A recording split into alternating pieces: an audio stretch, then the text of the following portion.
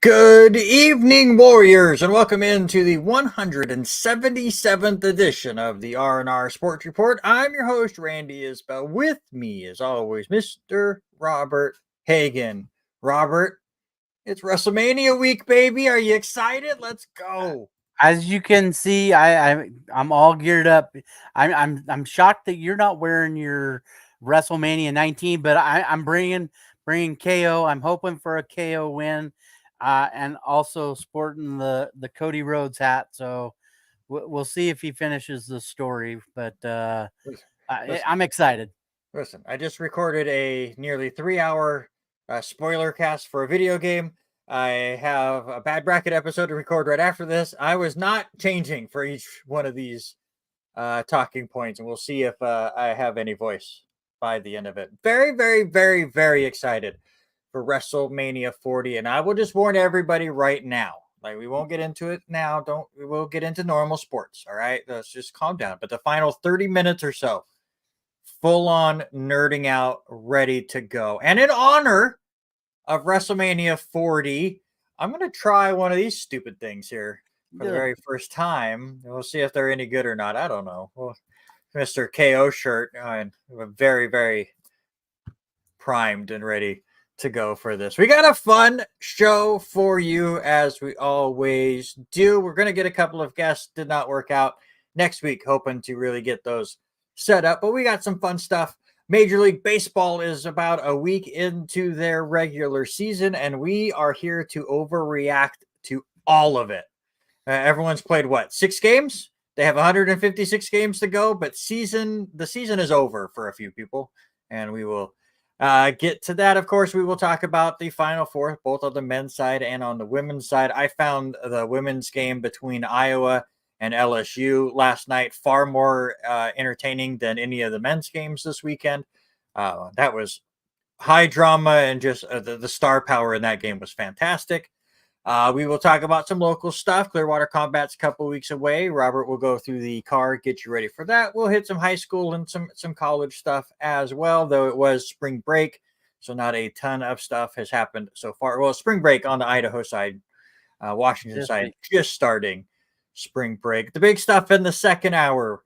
We are 23 days away from the NFL draft. And in honor of that, Robert and I are going to do what we usually do for our mock drafts and bounce back and forth. He will get the odd picks, I will get the even picks. But because it's 23 days away, we're going to give you the first 23 picks of the NFL mock draft. Lock it in stone, write it in Sharpie. Everything that we predict is not going to go true. Don't worry about it. We will have some fun. Obviously, we'll get into some Aussie Rules football. We'll see if either of us watched anything from the UFL that started this weekend. And then, yes, it will be wrestling from there on out. But before we get away from wrestling, Bad Brackets just released yesterday, and it was wrestling themed. Best WrestleMania that we went with there. Go definitely check it out. Robert was watching it earlier today. Yeah, I actually just finished it up prior to us going to air, as you were recording another episode with Sean, buddy of ours. But I even wrote notes of the episode, and Yeah. Sean Garmer picking on me because I was drawn third. I don't think I've ever made you spin the wheel for a third place, knowing that I've been third. But Before. and I did tell you, I was shocked at how much you guys could look at a logo and see the logo, but I was shocked that WrestleMania 24 didn't go farther in the list. Well, how is it? It's not bad. It's actually not bad at all. It's like a strong Kool-Aid taste. So you're drinking the Kool-Aid already. 100%. That's what I do best. Hint, hint. I might drop a Kool-Aid reference in a little while. That's, well, who knows what that even means. With you, who knows? All right, Major League Baseball started last week. Most teams have played 4, 5, 6-ish games. If you're the Dodgers or the Padres, you're halfway through your season because you played the extra 2 in South Korea. A couple scores that have finished so far. Angels beat the Marlins. 3-1. I'm trying to remember who is winless and who is undefeated. So the Marlins now 0-6. We'll talk about that. Kansas City beat Baltimore today 4-1. Sorry, Denny. That's why he has not hopped on asking what the score was of that game. And the Milwaukee Brewers were able to defeat Minnesota 3-2. Bunch of games going on right now. I watched the tail end of that Brewers game, and so far the catch of the season is coming from that diving Oliver Dunn steals away easy extra base hits from Buxton. Great grab from third base. What a reaction. So far, catch of the season for me. Well, there you go. So speaking of that, and it's very early on in the season, just your overall thoughts on what you have seen, whether you want to just focus on your Mariners a little bit from what you've watched there, or what you've seen around the world of baseball just 1 week into this very long season. Yeah, you said it's a long season, but the big thing that I've noticed here, for at least for the Mariners, is they've got to get the bats hot at the same time the pitching is. The struggle to get any runs there in game number 2 on the season. They do make a move today and sign Dallas Keuchel to a minor league deal, so we'll see if he makes his way back up. But for me, it's got to be the man that has been moved this season to your New York Yankees, Juan Soto, just playing unbelievable with the bat and fielding the ball. He is so fun to watch, especially when he's on your team. The way he battles at the plate, the amount of times like he pushes the count full, like his vision of the plate is fantastic. His defense is way better than anyone was giving him credit for coming in. He's made some ridiculous plays. He saved the game against Houston earlier this week. But just first off, talk about my New York Yankees, the undefeated New York Yankees, and we'll talk about them again here in a little bit. The team feels different right now. I was worried that with Garrett Cole going down, it was just, all right, same old, same old.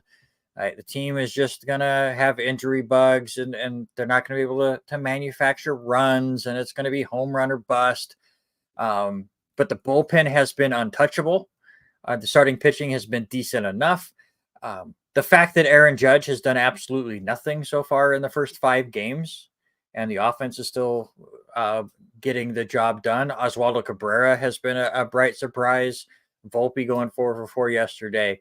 It's been a fun start to the season for the New York Yankees, but we have a long ways to go. My biggest takeaway, though, for the overall arching aspect of Major League Baseball is just how feisty everyone is. Whether it's rivalries like Toronto and Tampa Bay, where there was a light collision between the pitcher and the runner who was just trying to go to his dugout and it turned into a shoving match, or whatever the hell happened between the Mets and what was it, the Brewers, with Rhys Hoskins sliding into second, and that becoming a whole thing for that entire weekend.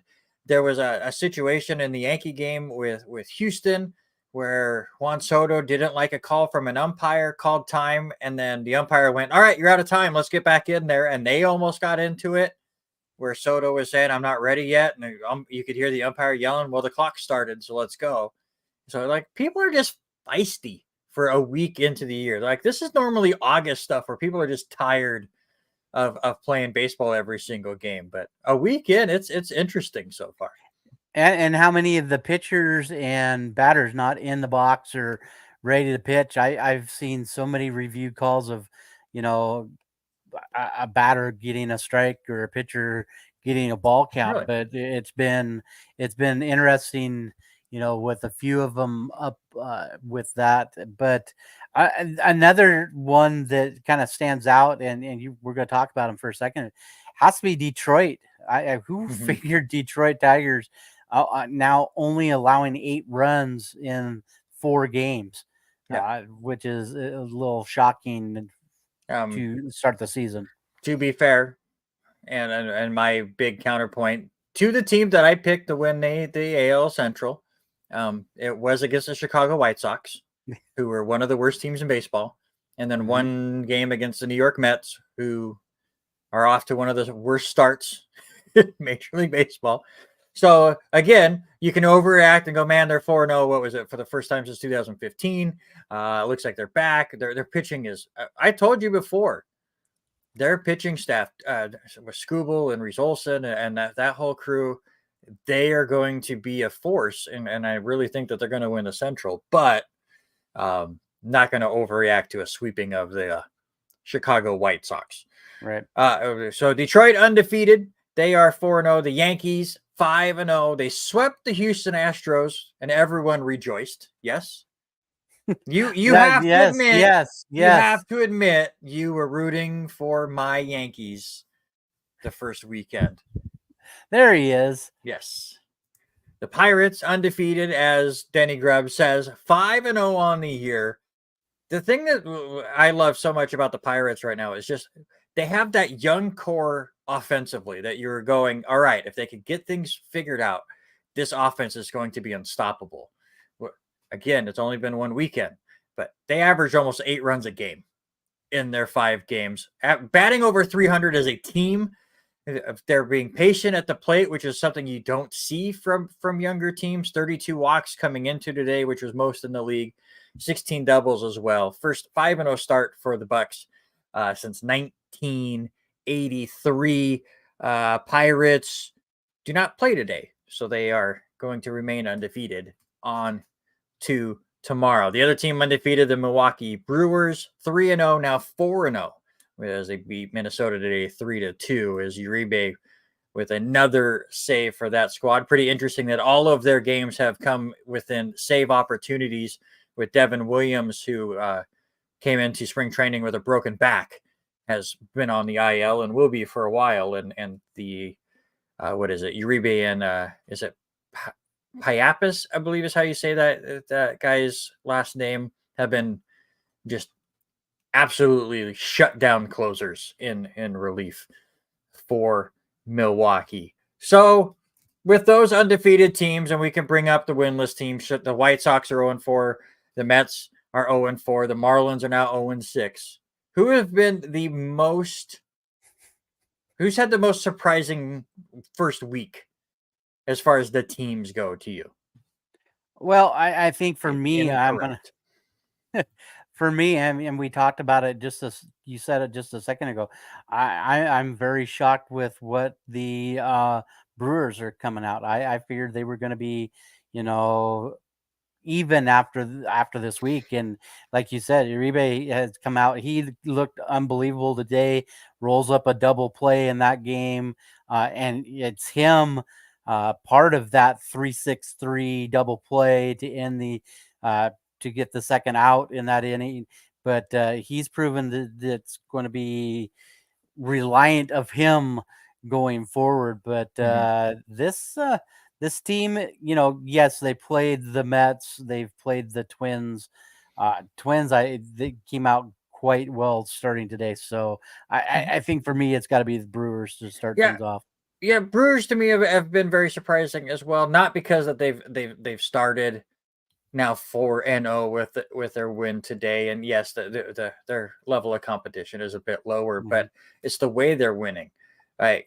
You would think losing your head coach or your manager, Craig Counsell, who was a good manager, over to the Chicago Cubs, would have you in rougher situations in these close games. But they're doing a good job of finding ways to win. You would think losing your all-star closer before the year would have you blow a couple of saves, and they have 4 saves on the year already. So the things that I was worried about coming in, one weekend in, they've been able to solve each of those so far. So very, very excited there. For me, but we got 157 games to go. There's it's only we got a few. Plenty of time. To me, I'll be homer here. The Yankees have been absolutely surprising just with the way that they have been playing. It's not just home run ball. They've gotten a couple of home runs, of course, but Judge still hasn't really done anything, and the offense is coming up big. They're coming up in clutch situations. Their first 3 wins were in comeback fashion in games that last year the Yankees would have never won those games. And the the confidence that gets built from these kind of results, the fact that the Yankees already own the tiebreaker over Houston come in the playoff tie. It's just those little things that you can get early on in the year. Like you said, over 150 games to go. Nothing is decided, but there's a smile on my face every single night after a Yankee game. That's for sure. And the tough part, too, for the Mariners stuff, and you bring them up, is each of their 3 wins they've won by 1 run. And then you look at their losses, they lost 5-1 to Boston, and they lost 6-4 also to Boston. So those 2 games just couldn't find any offense. But so far, Mariners winning the close games. Yeah, not winning the close games and barely winning at all. The Colorado Rockies, we can just go ahead and say your season is over. Enjoy your off season. It's done. They gave up like 15 runs to Arizona in 1 inning. There's like an inning that went over 40 minutes long this past weekend, and already down 7-0 to the Chicago Cubs right now. The Rockies are not very good. A couple standout performances, of course, we have to talk about Ronel Blanco, who throws the 17th no-hitter in Houston Astro history. No hits Toronto, and gives Houston their first win of the year after they got swept by my old Yankees. That all of a sudden Houston came out pissed off. Well, yeah, I mean, it's just crazy to think, though, too.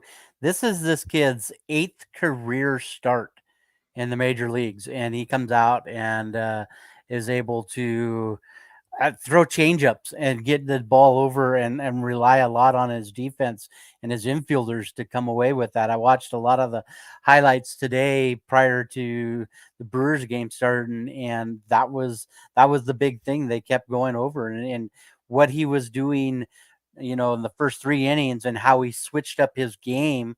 As the manager, you think, okay, I'm going to get 6 good innings out of him, and he just changed up what he was doing enough to keep these batters off their game. And so hats off to Blanco and congratulations. Yeah, it was nice to see Houston finally do something. But I will say that it seems like, I don't know if they have a different pitching coach there or what they're changing, but changeup seems to be the vibe for the Astros as far as different pitches. I know a couple of the pitchers that they used against the Yankees, they were saying we're throwing the changeup a lot more than normal, where it would be like 5 to 10 times a game. It was like almost 20% of their arsenal. They were using the changeup and really kind of frustrating hitters. So that's a storyline to kind of keep an eye on as well. My big star for the week, we're not doing our stars yet, and we'll see if we ever go back to it. But you have to shout out Mookie Betts and what he has been able to do. Obviously, they started in Korea, but 7 games into the year, he's batting .520. He has a slugging percentage of 1,200. He is always on base. He already has 12 runs scored. He has scored more runs than the Detroit Tigers have given up. He has scored more runs than the entire New York Mets team. I mean, he's played a couple more games, but still, single-handedly. Add in the 10 RBIs he has as well, the 4 home runs. He had 4 home runs in 4 straight games. Mookie Betts off to quite the start. And that's kind of what happens when you get Shohei Ohtani and Freddie Freeman batting after you. You see some pitches in the zone just a little bit. Yeah, a little bit more and definite. And, what else is going to add to that is with them, the Dodgers finally shoring up Will Smith for a few more years. I think that just adds even more to that depth. I would be very shocked if we ever see these guys trail substantially in games throughout the season because of those stats. Yeah. Also, shout out to Bryce Harper, who they are in the bottom of the 8th inning. He is 3 for 4 today, 3 home runs and 6 RBIs. One of those home runs a grand slam. So Bryce Harper off to quite the game today. All right. We're not doing our players of the week right now, but we will have our top 5 power rankings. Not a lot to go off of. Most teams have only played 4 or 5 games, but what is your power ranking, sir? I'm going to easily lead this off right now just because of the split game to start. But I'm gonna lead things off with the Braves, and I'm putting your Yankees just above the Dodgers. So for me, the Braves, the Yankees, the Dodgers, Denny's, Orioles, and I went back and I changed this one just after watching them play today. I moved the Brewers ahead of the Diamondbacks just barely. That is fair. Obviously we're not doing full power rankings like we did for football, but if we were, I don't change mine very much for the first, especially the first weekend, but usually in the Mhm. first month, it has to take a lot to change things. But Atlanta is still number one. The Dodgers are still number two. I'm not changing them for a bit. I did, of course, move the Yankees up a little bit, but I will keep Baltimore ahead of my New York Yankees for now because I predicted that Baltimore was going to go ahead and win the AL East, and they haven't been horrible. I mean, they lose today, so they're 3-2, but still off to a fine start. So I will keep Baltimore up there because they're my favorites to make it to the World Series on the American League side. I'll have the Yankees move up to 4. And right now, I have Texas as your defending World Series champions just hang out there at 5. Not a ton of changes, not overreacting as we were joking at the beginning of the show for Pittsburgh starting 5-0, or my AL Central pick Mhm. of the Detroit Tigers starting undefeated. And I've already got a vote for the brackets. This counts, by the way. I'm already up 1-0. We haven't even got there. It's fantastic. Um, so there you go. Those are our power rankings for the first basically week of the season. We will continue that as the regular season goes along, that we have several of them to go through. Let's change gears though, and let's look at college basketball. We've said multiple times, neither of us have really gotten into it this year, have really not gotten into the tournament at all. I have watched bits and pieces throughout the weekend of both the men's side and the women's side, but we'll start with the men's side. And I'm pretty sure neither of us picked them in our brackets, but is there any chance UConn doesn't win this tournament at this point? There's a good chance. I don't know. The way that Edie has played up with Purdue, I that's still shocking. For me, I think there's a good chance that they come away but I didn't have UConn making it this far. Yeah, I had them in my final four. I did maybe even the finals. I'd have to go back and look. But I had Purdue myself, winning the whole thing. I have zero confidence in that now. You look at what UConn has been able to do. You're in an Elite Eight game. You're one of the final 8 teams playing for a national championship, and you go on a 30-0 run. That's unheard of in a high school game between a Mhm. top school and a bottom school. Like, how many times does Lapway go on a 30-0 run? Even Yeah. when they're playing the smaller schools where they'll win 100-30. Like, they're still not going on a 30-0 run for the most part. You're doing that on a huge stage to go into the Final Four. The fact that last year they dominated this tournament and they won every game by at least 13 points, and they're doing even better this year, where they've won every single game by at least 17 points, is absolutely insane. Their average margin of victory could end up being over 20 by the end of the day with just how good this team has been. Yeah, 100%. You look at how this bracket has shaken out because we always see some kind of major upset, and for me, could possibly be a different story if what happens if Arizona was able to knock off Clemson. I think that was the Thursday night game, and that was one that I was shocked as we were bowling, and it comes down with Arizona. Does that change things up with what's going on with Alabama making it into the Final Four? Yeah. Denny's best bracket, his eighth set of brackets right now in 14 millionth place. So he's right I, in there. He has a chance. I need to pull mine up before we get I done with all of this stuff. But UConn will go up against Alabama. UConn is an 11.5 point favorite. That seems low. That will be your second of the Final Four games on Saturday. Your other Final Four is going to pit a matchup that I'm really excited to watch inside, as DJ Burns Jr., of North Carolina State has really led his team into this Cinderella season. Oh, there you go. Chase took UConn. So Chase knew what he was talking about. But the 11 seed, the Wolfpack of North Carolina State, into the Final Four. Burns had 29 points in that game against Duke to get to this point. But now, as you said, you brought him up earlier, Zach Edey, who's been insane inside. He was a big reason why I picked Purdue to win the whole thing, on top of the cool storyline of them losing as a 1 seed in the first round last year. But Edey had 40 points and 16 rebounds in a really close game against Tennessee. We haven't watched a lot of this tournament, and I know we are kind of obligated somewhere else, but as far as when this game happens on Saturday. But are you excited to at least watch the highlights of Purdue and NC State just because of Burns and Edey going at it? I think they're making this a huge thing because Edey didn't start off all that hot against Gonzaga, and watching him do things there in the second half with that one. This guy is going to be a dominant person in the next chapter, whether he go for the NBA draft after everything goes down. But I love the fact that this guy will play at the bottom post and just wait for the ball to get dunked down into him. He just shows that he is pure big man and he doesn't take anything for granted. But for what he is doing, I think those two with Burns Jr. and him going to fight things out. It's going to be a big matchup in that game. And I don't remember what time does that game is. That's the 3 o'clock game. 3 o'clock game right now.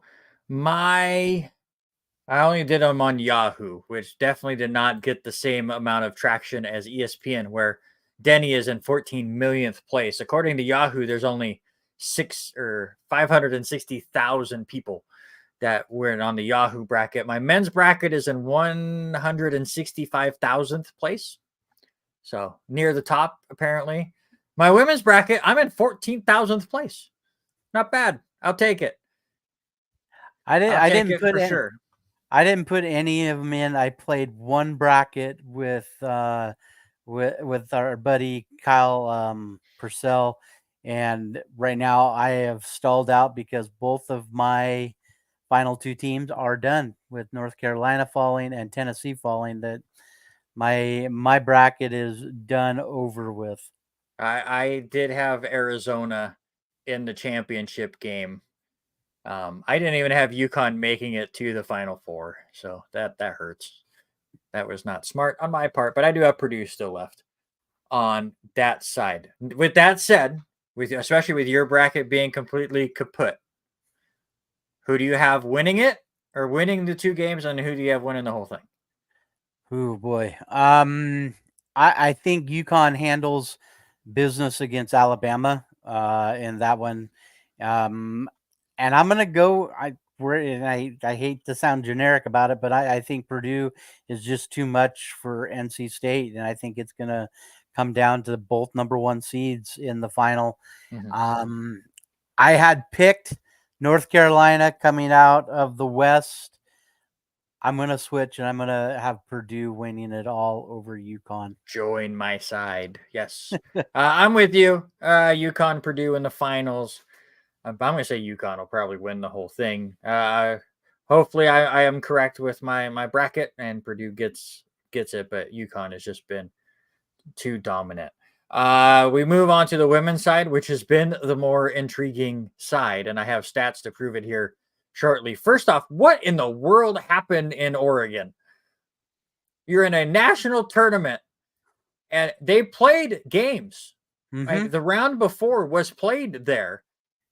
And then come to find out that, the 3-point line is not even on both sides of the court. How is that one in? It was like one end was 9 inches short, and you could literally see I have seen pictures of them panned out where it looks, and you can physically see the difference. Noticeable. And the fact is, just went back and looked. USC beat Baylor by just 4 points. Mm-hmm. I think UConn the other beat game Duke. was by 10. 8, 53-45. UConn Right. beat Duke in that game. So both games were close. Like I get that UConn and USC then went, you know what, we'll just play it as is and totally fine. But if I'm Baylor or Duke, I'm throwing a fit. Mm-hmm. But in the end, I mean, you got to play on the surface you're playing on. But it just was wild to me that story came out on Sunday. For sure. I mean, usually, the women's game gets ignored as is, but Caitlin Clark has changed the game. I read you an article from ESPN. I was going to say who wrote this article, but it's just ESPN News Services. But Iowa and LSU, the rematch of last year's national championship game that happened yesterday, sets a women's NCAA hoops rating record with 12.3 million viewers last night. You want to put that into perspective? That makes it one of the most viewed games in any sport other than NFL over the past year. It outdrew all but one of the 5 games of the NBA Finals last year. It also had a higher rating than the game or the clinching game of last year's World Series. The second highest women's basketball game ever on ESPN was in 2002 that drew 5.68 million. This more than doubled it. Just absolutely insane. Yeah, I'm trying to look through more of this stuff. The 60 women's tournament games are averaging 1.5 million. It's more than double than what they have been able to do. Or I guess it's just more. Is 127% increase. So more than double of what it was last year, which is just insane. Yeah, last year's national championship on ABC drew 9.9 million between LSU and Iowa. Right. People are into it. And there's a reason why there's so much hate on Caitlin Clark, because she's a polarizing figure. But it's because she's so good out there. Mm-hmm. People want to watch. And once again, people are like, oh, she's not this, she's not Pete, she's not Steph, she's not LeBron, she couldn't play. All these stupid excuses that people come out with. But guess what? She is getting you to change the channel. She is getting people to tune in to women's basketball. This is what this sport needed. I'm getting ready to finish my 4 years at LC, and I've had many classes where this topic comes up. How do you get women's sports to get more mainstream? Why do men make more than women on different aspects? And a lot of that comes with ratings, and a lot of that comes with advertising dollars and how many eyeballs are on it. How do you fix women's sports? You find somebody like Caitlin Clark that brings the eyeballs in and then changes the game. There are going to be a lot of young girls, maybe even my daughter, who might watch Caitlin Clark and go, I want to play basketball like her. And it's so great. And Robert, end of the second hour, 30 minutes worth, we will be talking about WrestleMania. Do not worry there. So I want to throw this number out, and I'm adding a really quick 122. So out of the 120 some plays for Iowa offensively, and I heard Colin Cowherd talk about this today, and I think his numbers are a little askew, but you look at Caitlin Clark's numbers, she was involved in 68 of the plays, either scoring or had the assist of that ball game for that ball club. 68 either shot attempts and free throws and assist. As she had 41 points, 12 assists in that one, and was 6 for 7 from the line. So she's phenomenal, absolutely phenomenal, as advertised. And now you get at least one more game with her. Please let Iowa win, and let's get a South Carolina Iowa finals there, because that game is going to be absolutely fire as well. One more stat from you from this ESPN article, bringing up all the different ratings things. How about this little nugget? There's only been one men's NCAA tournament game this year that had a bigger viewership than what Iowa and LSU was able to have. That was North Carolina State's win over Duke on Sunday. It had an average of 15.1 million viewers. No other game in the men's tournament has topped what the women did yesterday. So good on them, and good on Caitlin Clark. And that leads to our next story of I know they didn't want it to get out until after the season. And this, I mean, they obviously they'd already offered it to her, but they didn't want the news to get out. But Ice Cube's Big Three basketball league, the 3-on-3 league, has offered Caitlin Clark, what is it, $5 million a year to go play for their league instead of the WNBA. Is there any chance she takes that? I honestly, I don't think so, but that's like almost saying here you go, here's guaranteed money. But she surely goes number one Oh yeah, in the WNBA. So that's the big thing. I mean, she could be the face of that franchise for years to come. I don't see any reason for her to sign with the Big Three. It's just going to be interesting to see where it goes. Bottom line, men do not have big name to watch. Exactly. And again, we had this debate the last couple of weeks of why we don't get into these tournaments anymore. Like, kids don't stick around. Like, the transfer portal has really ruined college basketball.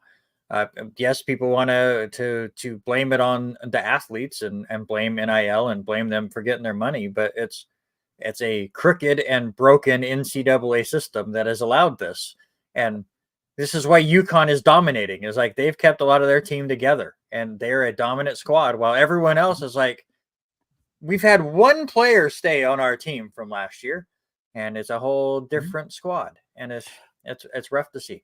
When you and I laugh and joke all the time. The news comes out usually the day after our show. It just happens that way. And I remember I shared that video with you of John Stockton even saying the exact same thing with that stuff, and he was hitting more on the idea of how do players get better when they're up and leaving, changing from coach to coach to coach because they want a better situation all the time. How do you become coachable? And he hit it right on the head. Yeah, and you just look at his son. Like, we obviously we got to see Sam Stockton for 4 years here at LC, and he continually got better under Austin Johnson. His last year here for the Warriors was his best year. He really became a team leader. I mean, he became a scoring threat. His assists went up, his blocks went up, his steals went up. He became a better player. And I can't. Denny brings up a good point. Like, a good reason why she should go to the Big Three is like she's the name. But does a name like Caitlin Clark help bring eyes to the WNBA and then help them grow as well? Time will tell. But Caitlin Clark could be a godsend to the WNBA. That is for sure. Let's do one more nationwide sports topic before we start talking on some locals. We'll hit two more. We'll hit two more stuff before we get into the local stuff. But a couple little NFL tidbits.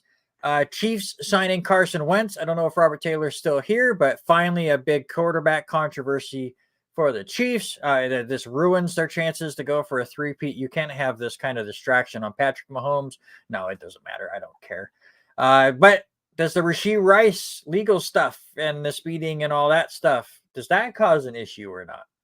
It's going to cause a little bit of rift because, when it makes enough of a headline that my wife will come to me and say, are you going to talk about Rashee Rice?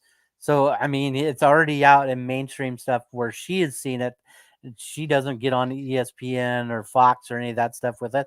I mean, it's going to cause an issue. I mean, you get up and you leave a scene of an accident with fancy cars and your name attached to it. I think the big thing that I'm seeing out of the couple of articles I've read is he's being cooperative, but he hasn't turned himself in or went and spoken to any of these things. It's just the lawyer making a statement, the blanket statement that he's going to cooperate. And dude, if you messed up, you messed up. Fess up to it. Yeah, good news for him. It's April, and this Yeah. will get. Again, we're a couple weeks away from the draft, and people will forget, and people will move on. So again, just like the Carson Wentz news, I don't think this is any big deal. It just happened to happen in that one little dead spot that the NFL has right now as they get ready for the NFL draft. New York Jets made another trade as they get Hassan Reddick from the Philadelphia Eagles. That just turned into a weird trade. Bryce Huff had signed with the Eagles. He was the former DE of the Jets. Then they signed him to a 3-year, $51 million deal there. And then they ship off their defensive end to the New York Jets for a conditional pick. What was it, 2026? Third round. But it's not this year. No, 2025, I think. Or 2025. It's in a couple of years. So. That's all I could remember. But yeah, interesting move for the Jets. Obviously, they continue to fill in holes and fill in spots that they needed to address. Huff created a hole, and they quickly have recovered from that. And can Aaron Rodgers just stay healthy, please? Yeah, and that's the big thing. Even I heard Stephen A. Smith say if he can stay healthy, this team is the AFC East winner, and could give, could give Patrick Mahomes a run for his money. I'm not going to buy it until it actually happens. I got into it last year. I was excited last year, and it lasted 4 plays. So, and it is a 2026 conditional 3rd round pick. So that doesn't even affect the Jets for a couple of years. We will get into our mock draft here in about 20 minutes and give you your first 23 picks here for the draft in 23 days. One last bit of national news before we focus on the local stuff for the rest of this first hour. But the Masters, just a couple of weeks away. Robert and I will be celebrating, as right after this show, we are going to record the Best Golf Courses Bad Brackets episode, which will release on Monday. Any sneak peek on what you think will end up winning this entire bracket? And is it possibly Augusta? Hands down, it has to be one of my favorite courses. I'd love to go down there and play that course, but how many times has it been revamped, remodeled, and all of that? It has to have some of the best combination of holes, with 15, 16, and 17. So that area is going to be huge. So I'm excited to see what comes out of this bracket, and if one of my favorite courses makes the list, I'm interested in seeing. So yeah, that Masters just 2 weeks away for the first major of the season. So and you got to hands down really look at it. I think it's Scotty Scheffler's to basically lose. As much as he's playing well right now, I think he's got to be the odds-out favorite, the number one in the world. There you go. Now let's get into some local stuff. Speaking of an event just a couple of weeks away, Clearwater Combat returns to the Clearwater River Casino. I know you have tickets for it. I won't be able to make it this time, which is disappointing with how great this card looks. But Austin Arnett having a little bit of fun online. I wonder, did you see the post?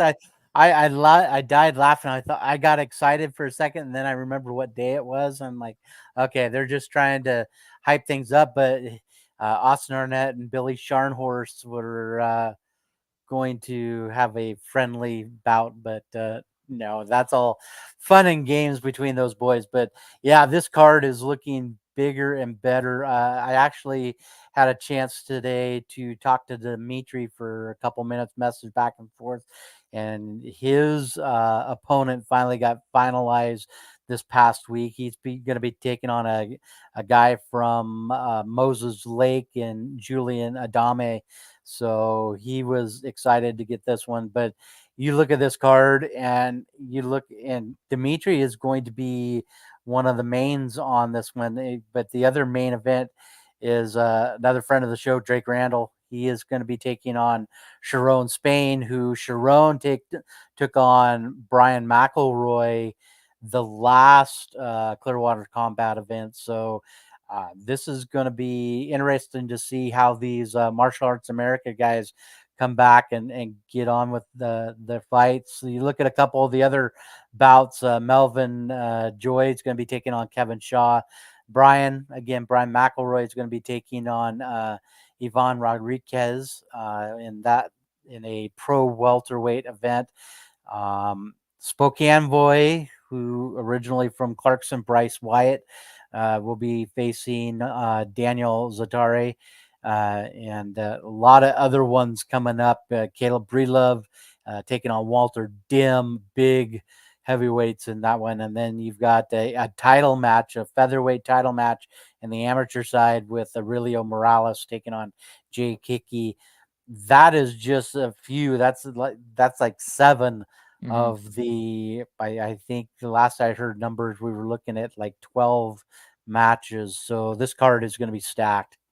Yeah, absolutely. Sounds like it. Very jealous that you are able to go. We'll get the big report. Maybe we'll get a fighter or two on the week of the fight. We always attempt to, but they get really busy getting themselves prepped for the event itself. So we will see how all that goes. We always like to support the Arnett group, and we've had several of them on throughout the years, and appreciate them hopping on. Look at LC news right now, and kind of a disappointing weekend for LCSC baseball, as they had a golden opportunity to really have a leg up on probably their biggest competition in the Cascade Conference in Oregon Tech. Only series against them this year. It was on the road. They get 10 run ruled in the second game of this series. They lose that one 13-3. But the other two games, they look good. Won the first one 12-6, won the third game 12-5. Had a chance to own the tiebreaker head-to-head and just fell short in a big back-and-forth game. Lose that one 9-7. So right now, if you look at your Cascade Conference standings, LC and Oregon Tech tied up at the top, both 9-3 in conference each. 2 games ahead of Bushnell, who's 6-2 right now. So a chance for LC to really put themselves in the front runner seat to be the host of the Cascade Conference tournament, and they kind of let it slip away there at the end of this weekend. Yeah, but hats off to Cameron Smith. Had an unbelievable week with getting recognition in his pitcher of the week, the senior from Arlington. But yeah, I think this could have easily been the week that they could make a big push of knocking off a few of these teams to, solidify them hosting. And so now you end up looking at the schedule. You face College of Idaho this week, who is a very has gotten a lot better over the last couple of years, and they're going to be a struggle this weekend as they come in weather might be changing games again. I got our email today about it, but the 4-game series of College of Idaho is going to be huge. And then, like we talked about last week, you get the number 2 team in the nation traveling up to Harris Field the week after. This could set the tone for this Warriors ball club the remaining of the season. Yeah, absolutely. It's really cool that they get LSU Shreveport to travel up here to the Valley ahead of all the postseason play.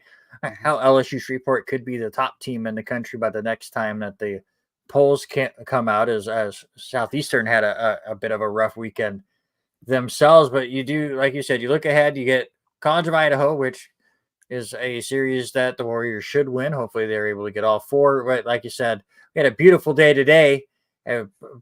Perfect baseball weather, and we're not going to get it the rest of the week. So it'll be very interesting to see what the Yotes and the Warriors get into there. LSU Shreveport, and then just 2 weekends left. They go at British Columbia, which is another really big series for LC, and then they host Bushnell to close things out before getting into that Cascade Conference tournament in the opening round and see if they can make it back to the World Series or not. We're getting down to the nitty-gritty, that is for sure. For LC, tennis played 4,000 times last weekend.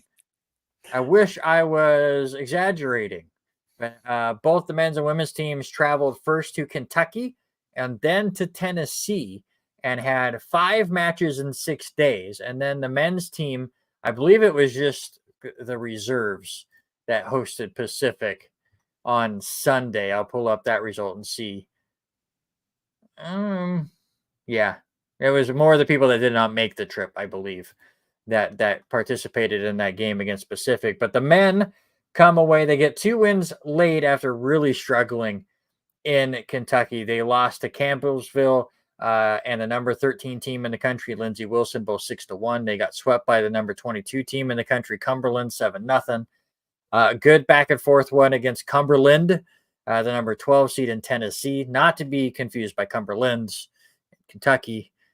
NAIA has some interesting school names, that's for sure. But they bounce back. They get a good win against Tennessee Southern to close out that long road trip. They will be back in action April 11th against Idaho over at the LCSC Tennis Center at 6 p.m. if you want to go watch some good tennis action. The women also were able to bounce back. They had a 14-match losing streak finally come to an end when they got to Tennessee. They lost to 3 ranked teams in Kentucky, but able to beat Cumberland of Tennessee 5-2, and Tennessee Southern also 5-2. Big shout out to Marina Perez, who out of those 5 matches, 3 of which being against ranked opponents, she won 4 of her 5 singles matches. So really good week for her. The women are back in action in Walla Walla. They'll play a doubleheader against Whitman and then George Fox on April 6th. So tennis continues to just stack up their matches and filling the stat sheets. Look at your local baseball, high school stuff. And I was going to say one more highlight. Don't forget about Callie. Callie got ends up her career and ends up on the another All-American, second team All-American for her. So honestly forgot that was this week. There's been so much going on. But yes, congratulations to Callie Stevens as well. Women play apparently a lot of more people watch women play basketball than they ever did. That's for sure.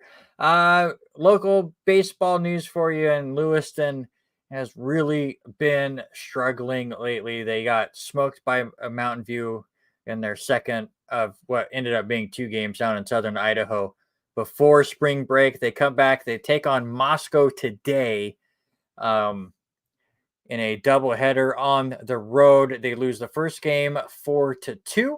They gave up a 2-run 5th inning, and that was the difference there. And just going final, Moscow ended up with the sweep as they beat the Bengals 6-0 in the second game of that doubleheader. And the big news there, 1 hit for the Bengals in that game as the offense just continues to not be able to figure it out right now. When Darren Trainer, who has been able to get Lewiston to the state tournament each of his first 2 years, has some work to do right now if they want to get there for a third straight time.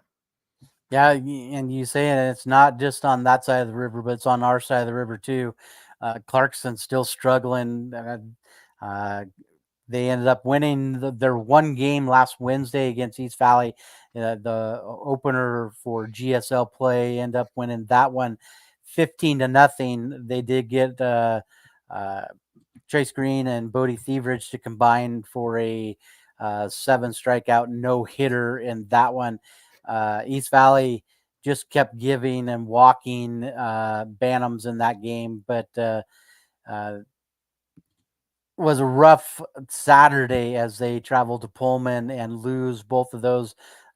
Game 1, a heartbreaker 2-1, and then get 10-run ruled in game number 2 against Pullman. So Bantams now 1-7 on the season, 1-2 in league play. So rough one there. But the shining light has to be the girls. Here we go. Let's talk a little bit more girls sports. And right now, Clarkson softball is just looking unbelievable. And a lot has to do with Emma McMangill, pitcher there for Clarkson. And she struck out 8 and gave up just 1 hit against East Valley last week. I know we did give the score of that one 7-0 on Tuesday, got some stats, but they were able to take care of business against Pullman on Saturday. Again, McMangill, huge pitching, gives up just 4 hits in that first game, while Clarkson tallied 16 hits in that one, 4 doubles and a home run, and come away with that game 21-1. And then game 2, they gave up a few extra hits as Bromley pitched that one, and Bams come away with a win 15-9. And we're on spring break, so no games until mid next week. There you go. A quick Major League Baseball scoreboard update for you. Tampa Bay ended up holding on to their win. They defeated Texas 5-2. Getting close to closing things out. The Chicago White Sox trying to would there be their first win? I'm getting lost. Yeah, they're trying to get their 1st win against the Atlanta Braves with a 3-2 lead right now, top of the 9th inning. They're 1 out away.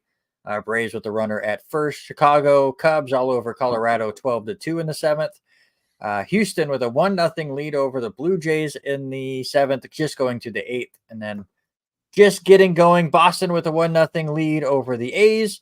Cleveland and Seattle scoreless through 1. St. Louis and San Diego scoreless through the 2nd. And the Diamondbacks already with a 1-0 lead over the New York Yankees here in the bottom of the 1st.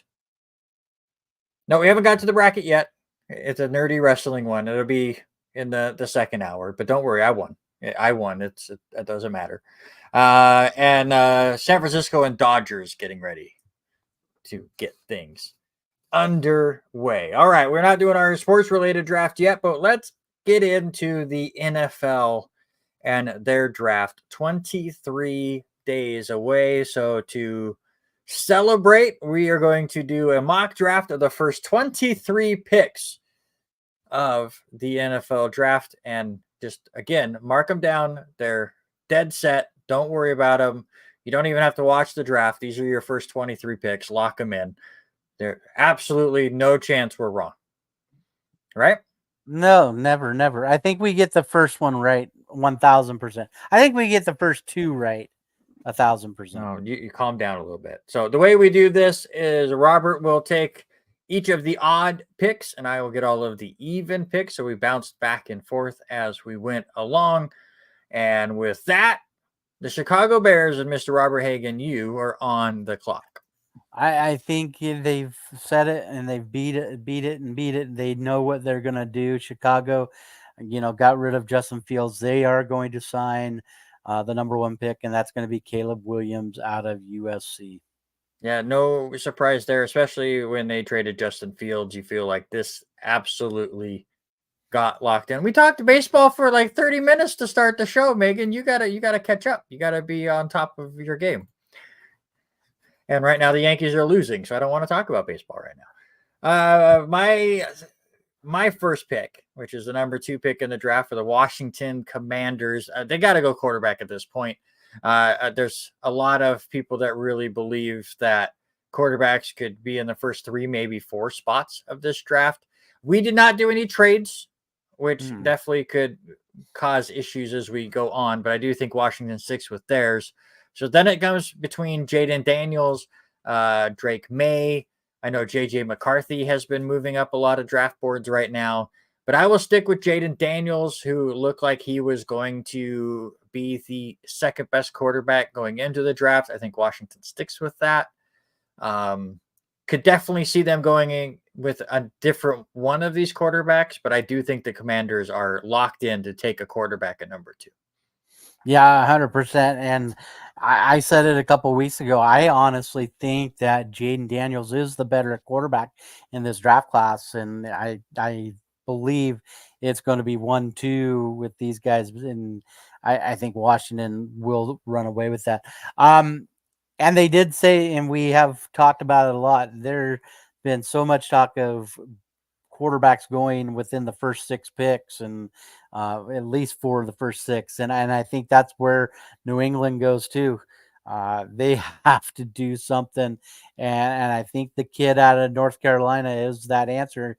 So with the 3rd pick, New England's going to pick up Drake May, bigger 6'5" kid, 220, and he has got a great arm. He's going to be something good to bring some fire back to this Patriots offense. Do you think that's a good fit for them, though? Do you think that this could turn them back into being a contender in the next 3 or 4 years? Maybe about 3 or 4 years down the road. Yeah, it won't be an immediate thing. No. I have the fourth pick with the Arizona Cardinals. I do think there's a chance that they trade down out of this, especially if it goes quarterback, quarterback, quarterback, and a team like Minnesota might try to trade up to then get JJ McCarthy. But again, we didn't do any trades in at this mock draft, so I will keep them here at 4. And they are going to say, thank you so much. We don't need a quarterback, but we do need a wide receiver. So give us the best one, Marvin Harrison Jr. out of Ohio State. He has been locked in to be the first wide receiver taken off this board for years now. There is some pushback. Malik Neighbors seems to be pushing up draft boards right now. Marvin Harrison not doing any of these pro days or any of the combine and stuff has rubbed people the wrong way a little bit. But I do think Marvin Harrison is the best one going on. And spoilers, for whatever reason, Malik Neighbors tanks on our mock draft just to show you how incorrect our mock is going to be. But there you go. Marvin Harrison Jr. to Arizona. That would be funny if he tanks, but don't say that too loud. So for Los Angeles in the 5th pick, Justin Herbert, I believe needs a weapon. You know, they went out, signed Gus Edwards earlier in the season or earlier in the window of trading and signing your free agents. So I am going to go with the kid from Seattle. Give me Odunsi from the Huskies as Justin Herbert's big target there. So why did you go Adonze over Neighbors? As much as I think it's going to be kind of a West Coast thing, I think Adunze has got the upside. I think he could be a little bit more physical. He is a very quick guy at 4.45 in the 40-yard dash. And he's a tall kid, 6'3". I think he's just a bigger, taller weapon, kind of built the same as like Mike Williams. Mm-hmm. It's fair. I think I disagree, but I definitely get your argument there. I have the 6th pick with the New York Giants, and I don't think this will be the pick because, again, I think Minnesota will probably trade up to take him ahead of the Giants. But with our mock, the way it's set up, the Giants are done with Daniel Jones. If they have not said it publicly, they basically have, which is the way they have treated that whole situation. Daniel Jones has been horrible. They made a huge mistake on giving him such a huge contract. So the Giants move off of him and draft JJ McCarthy out of Michigan for this mock. Again, I don't think this is what's going to happen because I think McCarthy will be gone by this point. But with no trades allowed, Giants really need to get away from Daniel Jones. That's a bust. Yeah, Daniel Jones a full-on bust. That's for sure. Yeah, I would agree 100%. In the 7th pick, I was back and forth. I kind of him-hawed with this one as much as Tennessee losing Derrick Henry, needing to get another running back in there to help out that. I think they need to go offensive line and do some protection there. So I went with the kid that I watched more of, and you gave me a little guff about it because I don't know enough about him.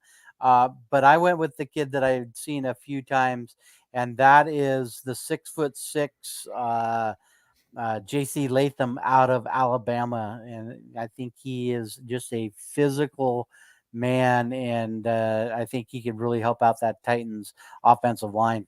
Yeah, to be fair, none of us watch a bunch of tape. We're not, paid to do this mock draft stuff. We're not, draft experts. But I just look at all the other experts, and Joe Alt goes to Tennessee in every single one of them. It feels like it's the one pick that everyone just feels like is locked in, ready to go.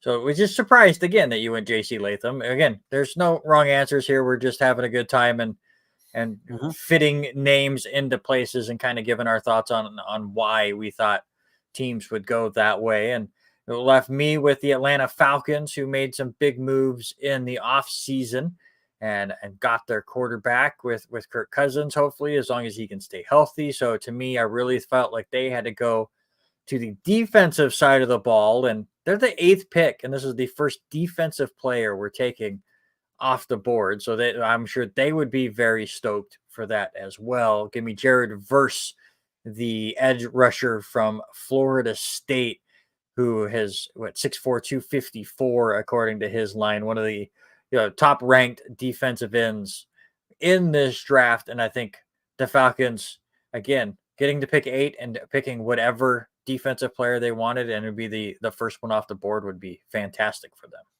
Yeah, they needed help on the defensive side. They also needed help with the receiver. I was shocked that you didn't go receiver there, but in your pick is when you were giving me such guff, and so I went ahead and pulled Joe Alt off the board with Chicago, and so I think he goes there a little bit closer to where he went to college, but in Chicago could be the great setup between two rookies playing for each other with him and Caleb Williams. That leaves me with my New York Jets at the number 10 spot. And there are so many different places that the Jets can now go with all the different moves that they made in the offseason. I know a lot of people are throwing Brock Bowers here, the top tight end in the draft. I know a lot of people are throwing wide receiver here with Malik Neighbors dropping to 10. That definitely becomes a possibility. But I am dead set on I want the Jets, for one, to trade down. That's the ultimate goal I'm hoping for here for New York, is for them to trade down. But if they're stuck at 10, go out, get more offensive line depth. That's always been their issue, is they get an offensive line like, this is it, we're great. And then all of them get hurt. So give me Ollie Fashanu for Penn State. As you've taken the top 2 off the board, I'll take the third one for the Jets. Again, it's not going to happen because the Jets are going to do something stupid, but this is what I want them to do. And with us not doing trades and all that, because anything can open up. You look at Daniel Jeremiah's board, Mel Kiper's board. It's so right. They're all so over the mexa. Yeah.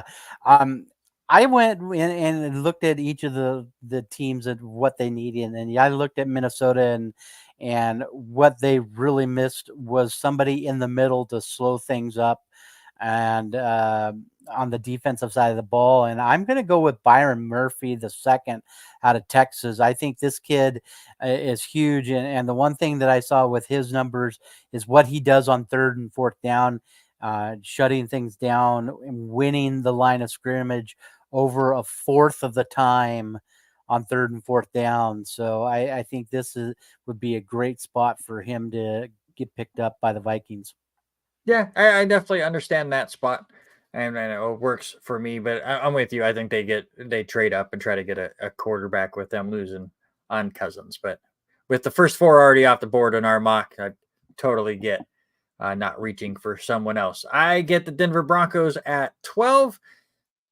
Again, people continue to try to figure out how to counteract what Kansas City is doing in the AFC West. So you have teams first trying to out firepower them, and now I think they're going to try to shift and be more defensive minded.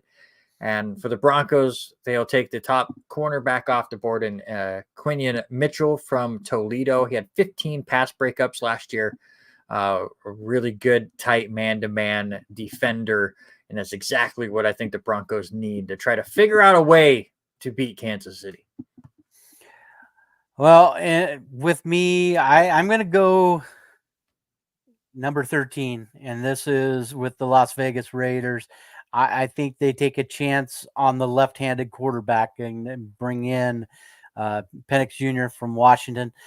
He has proven with his pro day that he can whip the ball out there, throw it with some speed and everything. Is he another Kenny Stabler? I don't know.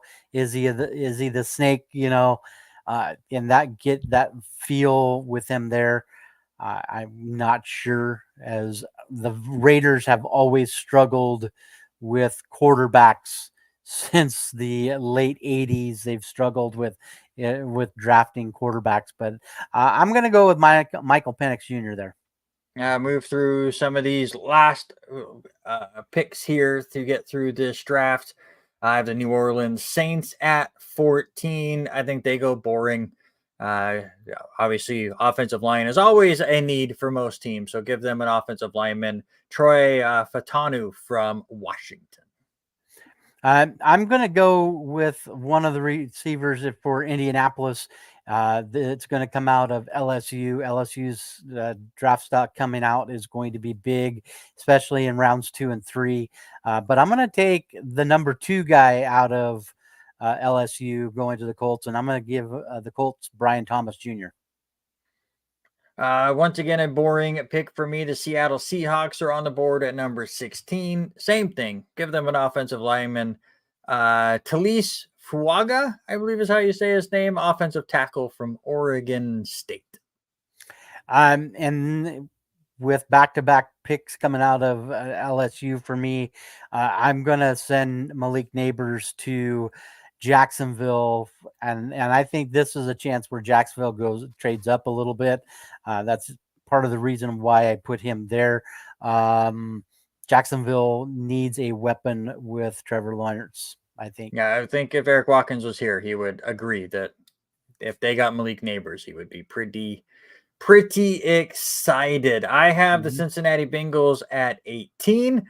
They're that tough AFC North, and I think they have enough weapons. We'll see what happens with T. Higgins with the whole franchise tag and if he sticks around or not.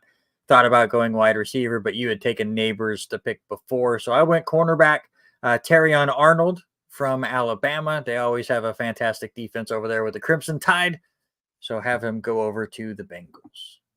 Yeah, and we're going to go back-to-back Bama guys. This is going to be a heavy loaded Bama group coming out and getting drafted this year. So the Rams need some help on the end. So give them Dallas Turner, the edge rusher from the Crimson Tide. I had no idea where to go with the Pittsburgh Steelers at 20. Bounced around a couple of different ideas. Finally ended up with interior offensive lineman Jackson Powers Johnson from Oregon.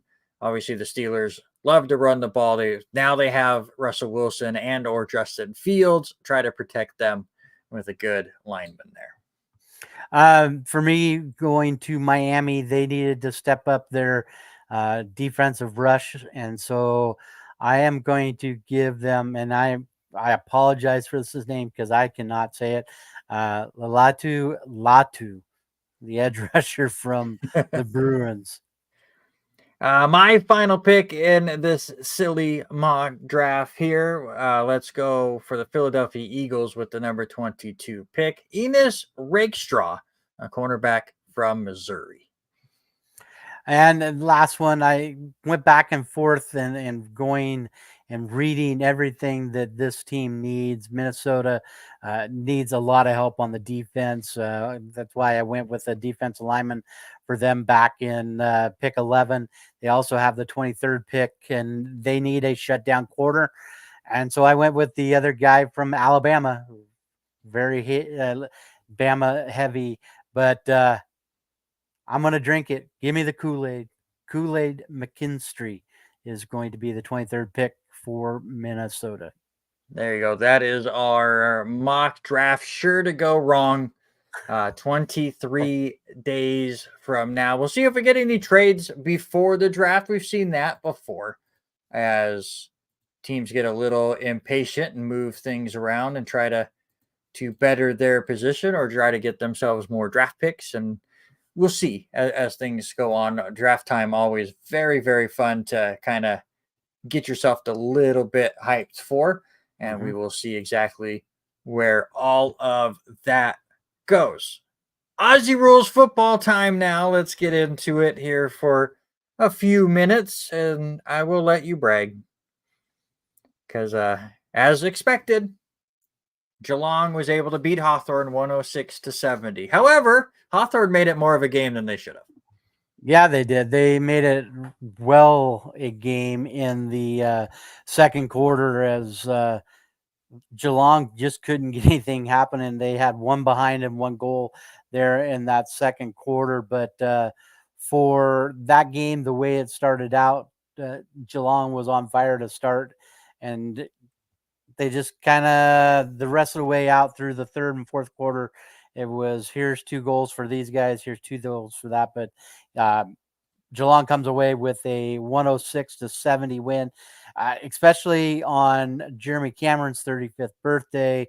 Tom Hawkins playing in his 350th game. Hate that guy.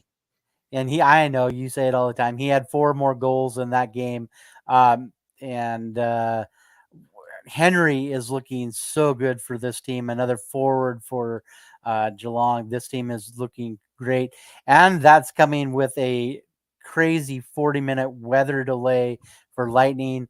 It was pouring so hard. Yeah. Watching the rain come down was nuts. Yeah, it was coming down sideways. The referee was absolutely soaked when he finally called it. Just a wild experience. But Hawthorn very much now in contention for the wooden spoon, and it's very, very disappointing. Any other matchups you saw from Aussie Rules that really stood out to you? The other match that I got to watch, and it was one of the TV matches, and we talked about it last week of it being one of the games to watch, and that was Melbourne and Port Adelaide. Port Adelaide had a great second quarter, kept it close, back and forth with this ball club. Melbourne jumped ahead 3 scores at one point, and Port Adelaide was right back in it. I think these two are going to be at the top of the 8 all season long. So, yes, we're only 3 weeks in. We got lots of weeks left to go in these matchups. But these guys, I was highly impressed with both Melbourne and Port Adelaide. Yeah, I didn't really get to watch a ton of Aussie Rules football. Obviously, my pick to win the premiership. Carlton had an easy time against North Melbourne, who's also in there for the wooden spoon. They win that one 137-81. So you gotta beat the teams out in front of you, and we'll see if that helps the Blues continue their path to come away with the championship. There, 3 games on television this week here stateside. All of them are on FS2. Adelaide and Melbourne will be early Thursday morning, 1:40 a.m. Pacific time. Fremantle and Carlton Friday night. That's at 10:20 p.m. Pacific time. And then Saturday, you can check out Richmond and St. Kilda, 10:20 p.m. Pacific time. All of those again on FS2.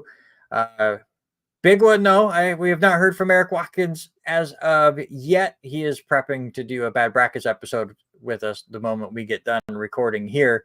But Western and Geelong this week, sir.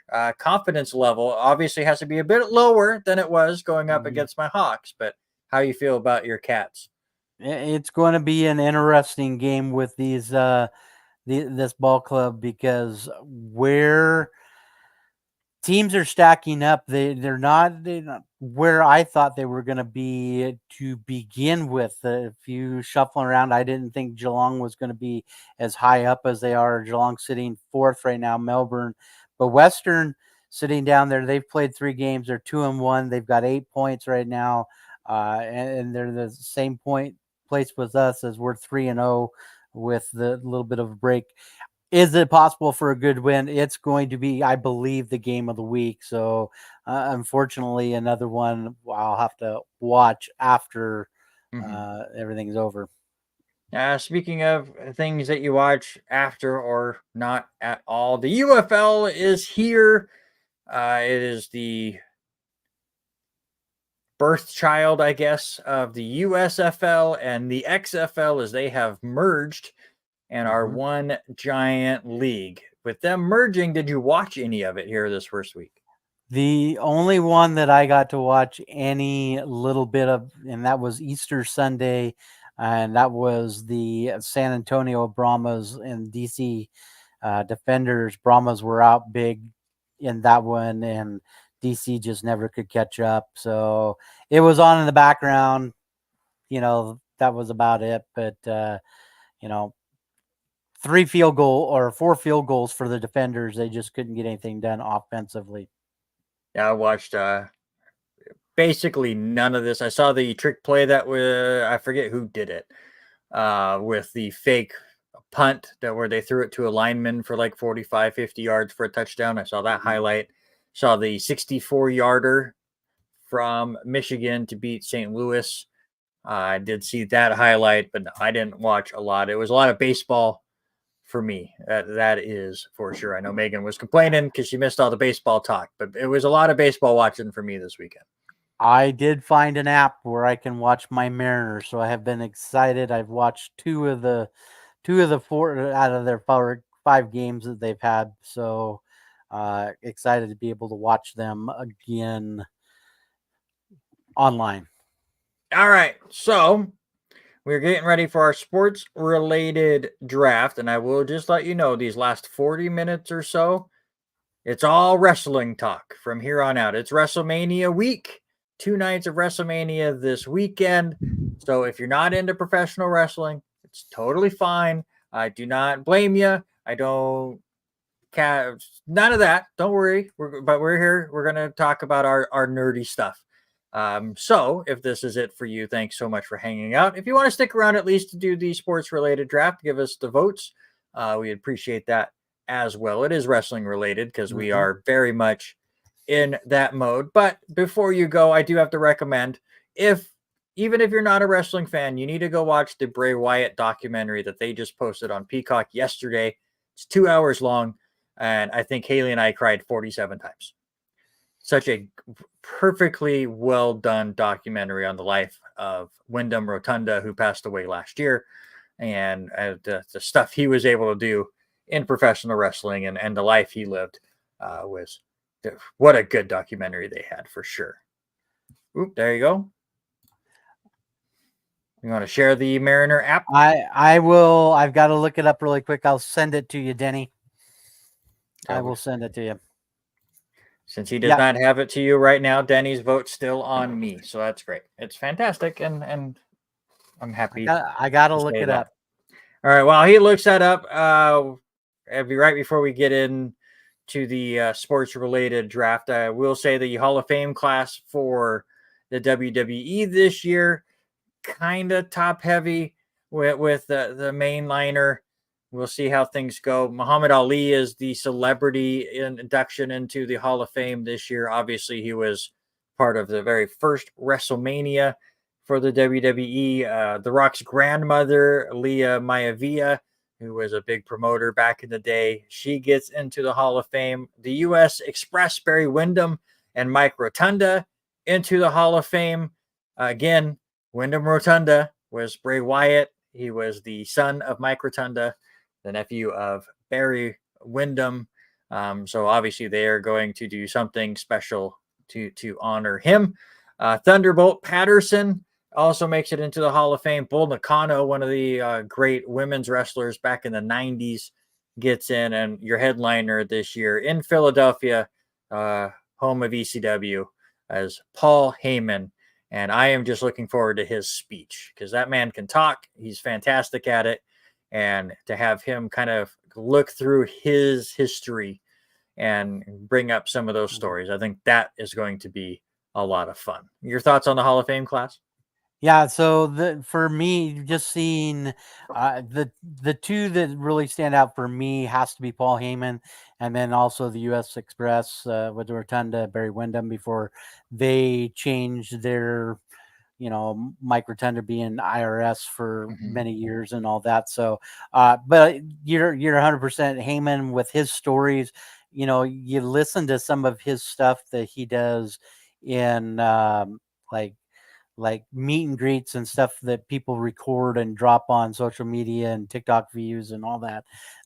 Unbelievable, some of the stories. And so I'm excited to hear where some of it goes, because right now he's one of the biggest in one of the biggest storylines that has happened in WWE in a long time with this whole bloodline. And so his side of it, and excited to see what Roman Reigns does as he is Inducting. presenting and inducting, and so I'm excited to see where his speech goes with it also. And then I found out about Maivia this morning when I was catching up with Raw from last night. All right, there you go. Let's get into it. Our sports related draft against wrestling themed. Robert was the one that got to come up with the topic.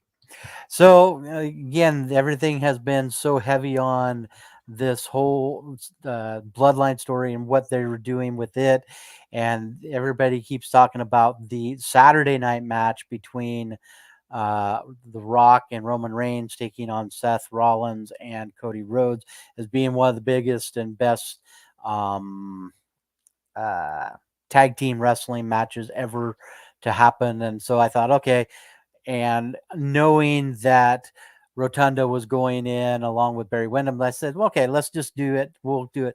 How about the best or greatest tag team wrestlers of all time? So that's where I went with it. I picked the topic. So Randy, you get the first pick.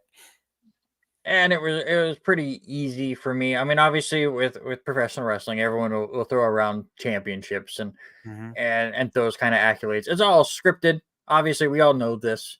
So championships for this kind of stuff is not what really stands out to me as much, especially for tag teams. But it's like the longevity and what they were able to do in the world of professional wrestling, especially to get tag teams going, because we know today tag team wrestling is kind of dead. They continue to try to bring it back, but you say tag teams in professional wrestling. The first ones that popped in my head is the Road Warriors, Legion of Doom, Road Warrior Hawk, Road Warrior Animal, the crazy shoulder pads with the spikes, the motorcycles that they would come down on.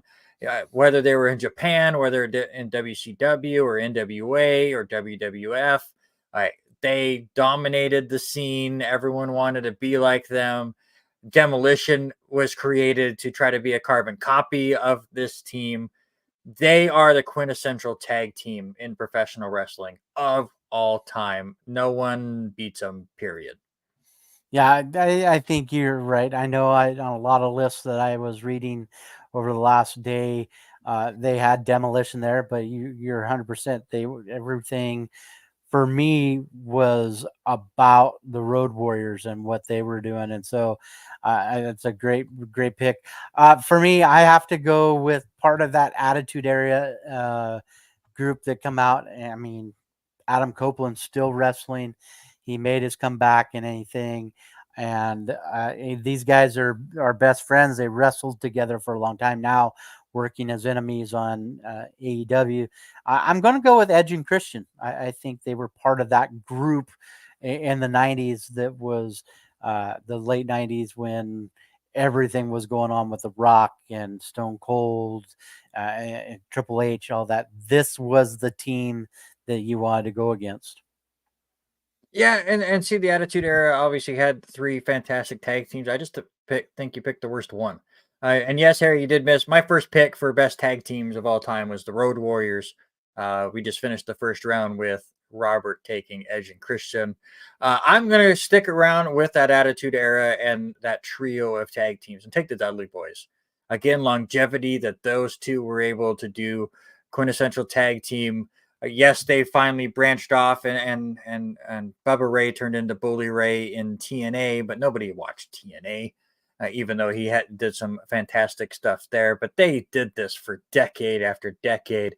They were the main tag team in ECW. They won championships all across the world, just to show you their worldwide appeal to them. Obviously, a big mainstay in the WWE as well. And what I liked about both of these guys is like they just fit as a tag team. They came from the Diva or the Dudley family that had 8,000 members on it, but these were the two that really stood out and they made such a great tag team for sure. So Dudleys are my second pick. My second pick also from that same era, and I think I'm going to bring it all full circle with all three of these last three picks together. I'm going to go with the Hardy Boys, and these guys brought a type of wrestling match that was hands down. They threw their bodies out there on a nightly basis all the time.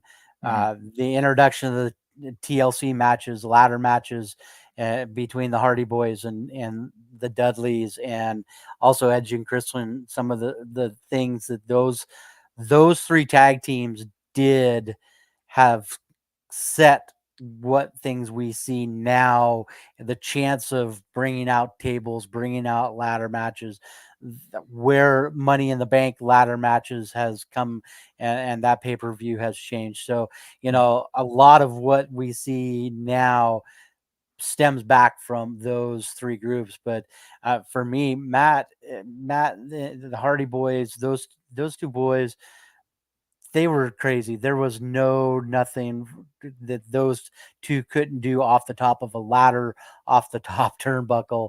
They had no fear of flips or anything. Just they threw their bodies out there, and that was the main thing. For sure. And I definitely get why you picked them with the second round. My third round pick was really difficult. I was trying to figure out if I wanted to go old school or new school with the pick. Bounced around ideas of the Steiner brothers, of Harlem Heat, or the pick that you will make here shortly. Rocky and Bullwinkle, Gumby, and there we go. And Denny's getting into it. Chip and Dale, we'll vote for them for sure. Fred and Barney, absolutely not. It's just move on from that. But I went new school with mine, and I really just think that this team does not give as much credit as they deserve, just because they've been around an era where tag team wrestling was dead, especially in the WWE. But it's the New Day. Yeah, they're coming up on their 10-year anniversary of being a team. Obviously, they have the Freebird rule where it could be Big E, Xavier Woods, or Kofi Kingston that are able to be part of the tag team.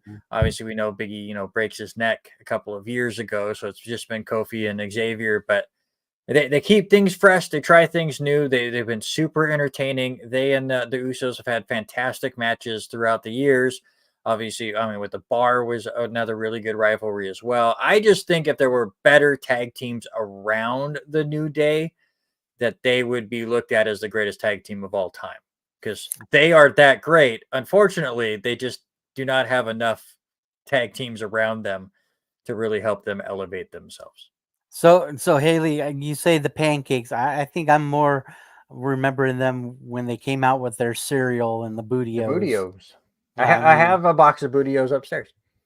So I'm gonna go with something, and it's because this was when I first was introduced to wrestling, and it was the Hulk Hogan years and all that. Give me the Hart Foundation. This was when Jim the Anvil Neidhart, also with Bret Hart, and what those guys did in a thing that was all about Hulk Hogan, Andre the Giant, the Ultimate Warrior. Those guys were making names, and that's when Bret and Jim had control of all that, coming out in all their pink, and that memory of watching these guys come out, it just huge. So if I lose to the Road Warriors, which I do think Road Warriors are hands down number one, like we've talked all the time. Number one is always usually really easy in our picks. Right.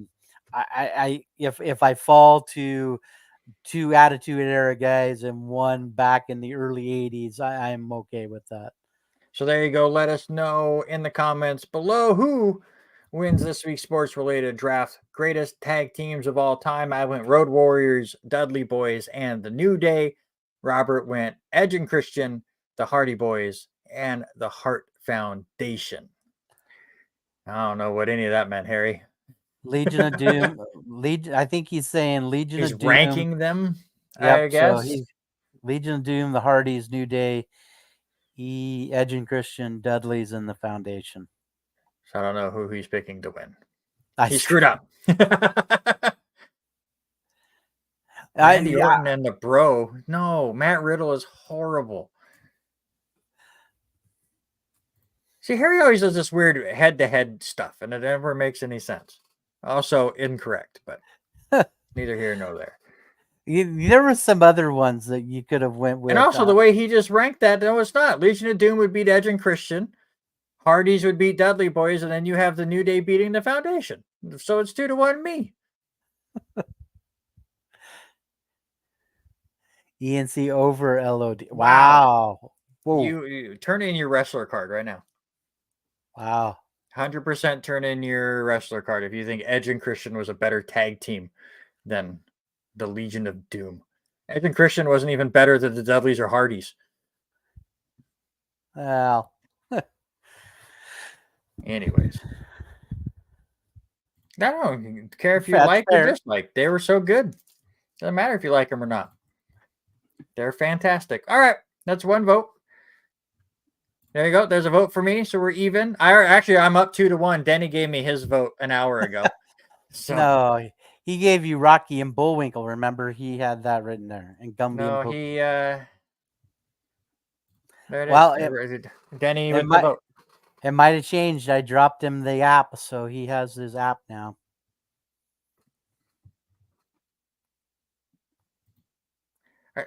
Ring work was not a thing in the 80s, especially in tag teams. It was especially for them. All right, let's move on. WrestleMania 40 predictions is how we're going to close out this show. If we end up a little early, it's totally fine. I got another thing to record with Robert here afterwards, so no problem. 2 nights of WrestleMania starting on Saturday. Currently, they have 7 matches on night 1, 6 matches on night 2. It could end up being a 7th match down the line. You could go Rock and Roll Express, Midnight Express. There's different kinds of tag teams. It's totally fine. One was more popular. Road Warriors were far more popular than the Hart Foundation. That's all that matters. Hulk Hogan has no work rate, but he was the most popular wrestler of the 80s. All right, let's start off. Yeah, if you really want to go, I'm didn't even throw in there. I honestly like the Von Erichs, and they didn't get the cut because they were more of that Texas league, so you never got to see a ton of them. I hated him too. I absolutely hated him too. Doesn't mean he wasn't great. All right, let's start off with the main event of night number 1. Let's start off with the big one. The Rock and Roman Reigns versus Cody Rhodes and Seth Rollins. If Cody and Seth wins, then the main event of night 2, Roman Reigns and Cody Rhodes, will be a one-on-one matchup. Everyone is barred from ringside to clean. And Roman Reigns wins. Then it is bloodline rules where everything goes and we go full-on Attitude Era. So who wins this one? I think that would make it more interesting. And I think what happens, I'm going to take The Rock and Roman Reigns, and it will be bloodline rules on Sunday. 100%. This is an easy prediction. When a heel team has a chance to create a stipulations that would hinder the chances of the face to win the following match, the heel team is always going to win. And that's exactly what's going to happen here. The Rock and Roman Reigns will win. Harry agrees, but he says Rock will pin Cody, which would be insane. And I kind of love it. But I would say The Rock pins Seth Rollins. But I like that one. And then The Rock at that point can challenge Cody at SummerSlam. And I get his thinking. In a match that I hate this match. I don't want this match. Get this match away from me. I want Rey Mysterio versus Dominic Mysterio Part 2. But instead, we get thrown in a couple of schmucks. But Rey Mysterio and Dragon Lee will go up against Santos Escobar and Dominic Mysterio. Who do you got? I'm going to take Rey and Rey Mysterio and Dragon Lee. I see this as a little bit of the storyline changing for the Judgment Day with him bringing in Santos to fight with his dad. So I think this is going to cause some rifts. So give me Mysterio and Lee. God, I hope not. I can't do Dragon Lee. I can't do him. I find him so boring. He needs to go to AEW where he belongs because he has no personality. And that's how you get on with AEW is you just do flippy flips and have nonsense matches. So give me Santos Escobar and Dominic Mysterio. Harry's going to agree. Dom pinning Ray would be fantastic. And yeah, he needs to go hang out with his brother then, because I can't get into Dragon Lee at all. He's boring and I can't do it. So first disagreement there. How about I still hate this as a 6-woman tag and not for the tag team titles, but whatever. Bianca Belair, Naomi, Jade Cargill versus Damage Control. Who do you got? They put way too much in for this fight or this matchup for Jade Cargill not to come out with a win. So I am taking Bianca, Naomi, and Jade. Jade will get the pin on that one. Does this match last more than 5 minutes? I say right at 11 and a half. Yeah, I think if they keep Jade out of the ring and just let Bianca and Naomi do all the bumping around with Damage Control and let Jade come in and do the craziness at the end, then yeah, I get it. But yeah, we all definitely agree that Bianca, Naomi, and Jade are going to win.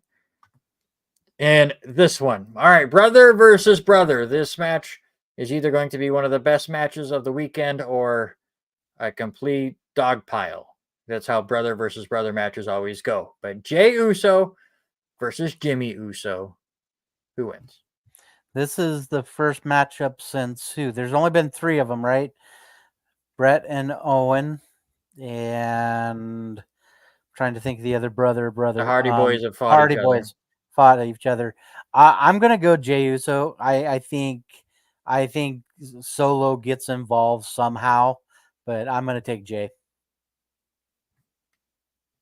Yeah, every 15 years, my brother has to face a brother. I'm going to take Jey as well. I have a belief that the bloodline is going to crumble or go in a different direction after this WrestleMania, and I would like to see the Usos re-team back up. I know this was their dream to have a WrestleMania match against each other. They've been able to build to it. They get to it. Now let's have them team back up and make themselves a good tag team. I didn't see who did it. Houston just went final. Toronto comes back, hits a 2-run home run, and defeats the Astros 2-1. Crazy. There you go. Stop watching your TV. I'm tired of looking up your nose. And Maz, this it's going to be a cluster, but it could be fun. The 6-pack ladder match for the WWE Tag Team Championships. It seems like they're going to have them separated up there. The Raw belts on one hook and the SmackDown belts on the other hooks. Maybe. But it does seem like the way they've been saying it is once one tag team belts get pulled, the match will continue. So they are hinting at separating the tag team belts, which makes sense since they never made a unified tag team championship. So it's the Judgment Day, who right now owns all the belts. Awesome Truth, DIY, New Day, New Catch Republic, and A-Town Down Under. Those are your tag teams. First off, who wins the Raw titles? I think Judgment Day holds on to them. Really? Why? Yeah. I just think that, but I'm him-hawing back and forth about it because as much as Awesome Truth and what they've been doing, I still think that Finn wants to hold on to that. But like I said a few minutes ago, I think there is some crumbling happening in Judgment Day. I really think something happens on Sunday. So I'm going to say Judgment Day, but it's probably wrong. It's very much wrong because Awesome Truth has been built to win the titles. They'll stay on Raw. R-Truth gets his WrestleMania moment, and there you go. But who comes down with the SmackDown titles? I'm going to go with yeah, it's a nasty bruise. It is bad. I'm going to go with the New Catch Republic and what Taylor Bate and those guys are doing right now, and they'll stay there with SmackDown. I'm going to go, and exactly what Harry just posted a minute ago, A-Town Down Under, Austin Theory and Grayson Waller. I think they are the team that pulls down the belts first. And then we get the big moment with Awesome Truth that will take the Raw belts. So there you go. And I think you said Bates' name wrong, sir. I don't know what you said. I wasn't paying attention, but apparently you did not say Tyler. I said Bate, but I probably said something else. Who knows? Intercontinental Championship match should be a good one. Gunther versus Sami Zayn. Who do you got? I'm gonna go the underdog. I really like Sami and this whole thing with him and why I'm drawing a blank. Oh my god, with Chad, all that Chad training, Gable. and him training. I'm gonna go to the underdog, Sami, on this one. Oh, apparently said Taylor Bate instead of Tyler Bate.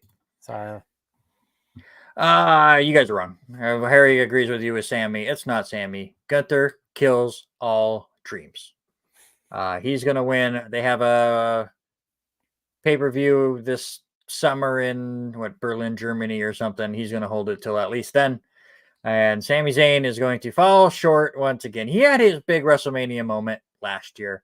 Also, would not be surprised if Chad Gable turned on Sami Zayn because Sami stole his WrestleMania moment. And yes, I know that Gunther beat up on Chad Gable yesterday, but it would not surprise me. Would not surprise me. And yeah, there you go. And Harry says it's Gable turning on him at the night after. But all right, Women's World Championship: Rhea Ripley versus Becky Lynch. I love Rhea Ripley, but they've been building up this underdog story with Becky Lynch and her kind of comeback stuff as she's not been the top of her game lately. So give me Becky Lynch. yeah, I think everything that I'm reading and saw, I think Rhea holds on to it. That's going to be the only real thing that's keeping Judgment Day and her. She's going to need that title if things split off from the Judgment Day. Mm-hmm. So there you go. Those are your 7 matches for night 1 on Saturday. Yeah, Becky from Harry as well. We go to night 2. Singles match, LA Knight versus AJ Styles. Who wins the battle of the initials? I'm going to LA with what he has been doing in this story, where he has come over the last year. I love the fan following he's getting. I think they make a big difference there. Harry goes AJ. AJ's in such great shape, best shape I've ever seen him in. But I think he is brought in to make LA Knight look like $1 million.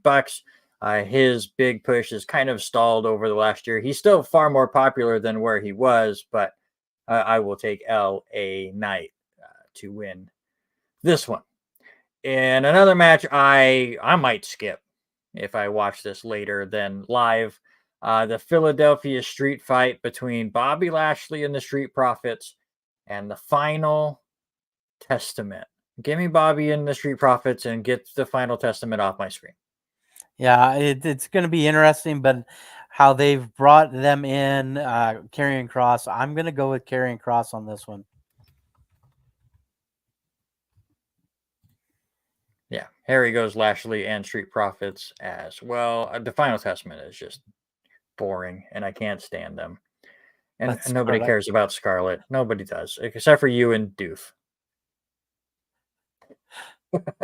United States Championship, Logan Paul versus Randy Orton versus Kevin Owens.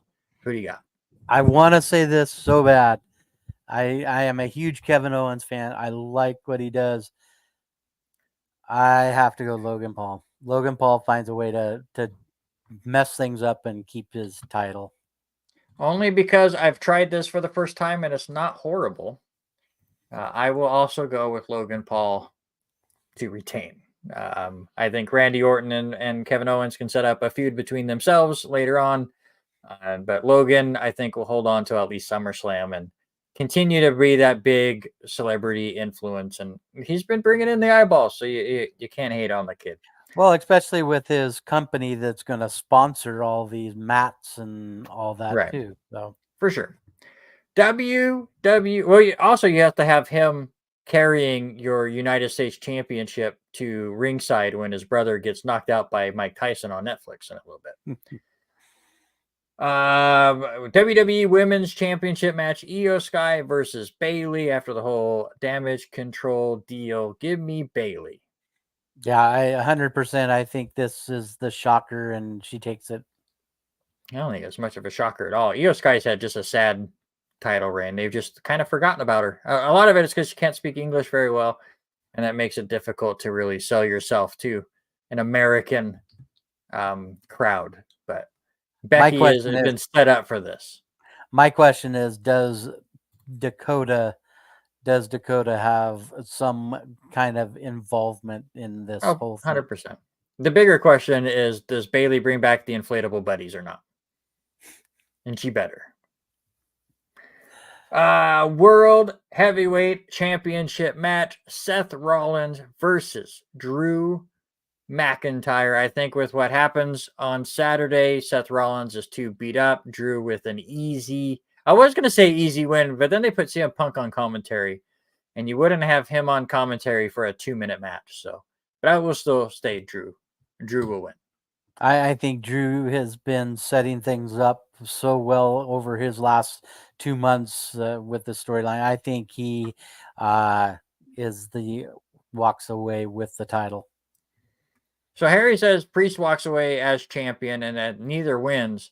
But are you saying that he pulls a Seth Rollins and inserts himself into the match, or does he beat down whoever wins the match? Because at that point, somebody's got to win. And no, I do not think Damian Priest is cashing in at WrestleMania. I think he tries later on, and I really think he fails.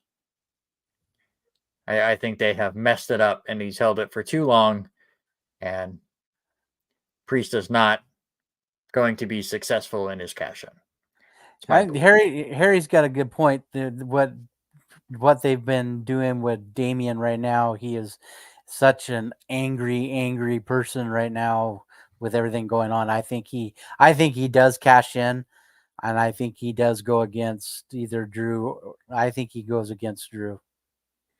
And then finally, the undisputed WWE Universal Championship match rematch from last year. Roman Reigns in his 1,331-day reign. I don't know if that number is right. I made it up off the top of my head.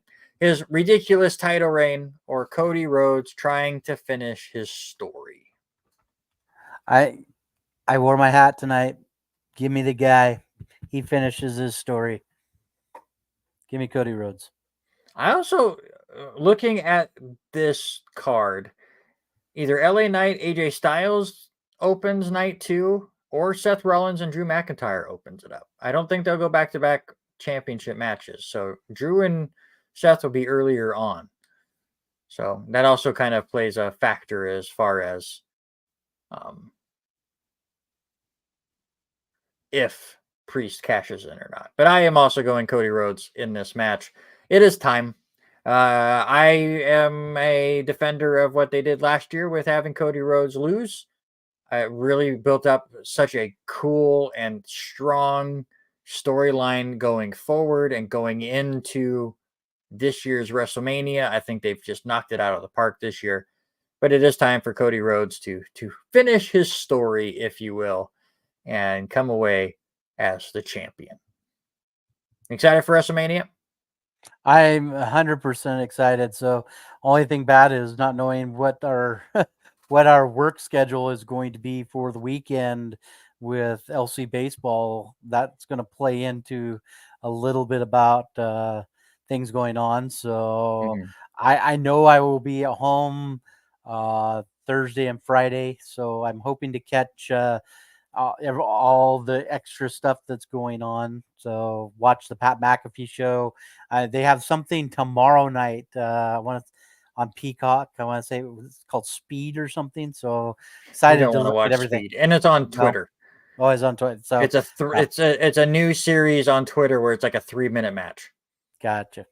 So probably not. So I'll probably start watching things Thursday night. Yeah, it's totally fair. And yeah, Stand and Deliver. Don't forget about that on NXT. That has a really good card as well. Check that out. Most likely will not be watching WrestleMania live on Saturday. As Robert said, we have LC baseball that most likely will mess things up on Saturday. Hopefully things go off on a normal time on Sunday. So then Sunday I can watch live because I think it's 11 a.m. first pitch scheduled start for LC baseball. So hopefully they're done in time there. And then night 2 I can watch live and in person and interact with everyone else and not have to worry about spoilers. So there you go. And I am with Harry on this one as far as the spoiler that they have at the end of the Bray Wyatt documentary. I think that's a night after WrestleMania thing. Very excited for that. Robert, you need to go watch that documentary. It's absolutely fantastic. I'm hoping to do that Friday night after the Hall of Fame. So there you go. Hopefully everything went well. That's going to do it for this RNR Sports Report. Next week, we will talk more about Major League Baseball. Obviously, LC with their homestand against College of Idaho. Robert and I will be there for most of that weekend. I'll be there for the whole thing. So we'll break all of that down. We'll talk more about the NFL draft. Of course, we will break down WrestleMania and give you our thoughts on how everything went for WrestleMania 40 and so much more. Don't forget, though, if you're not sick of us saying the word WrestleMania, go to Bad Brackets on YouTube as we did the best WrestleManias of all time. And it was a really fun episode. It's the longest episode we've ever had on Bad Brackets as the guys had a lot of fun discussing the 24 that I put on the bracket. So go check those out. We will see you in 1 week right here on the R&R Sports Report. But until then, that's Robert. I'm Randy, and we are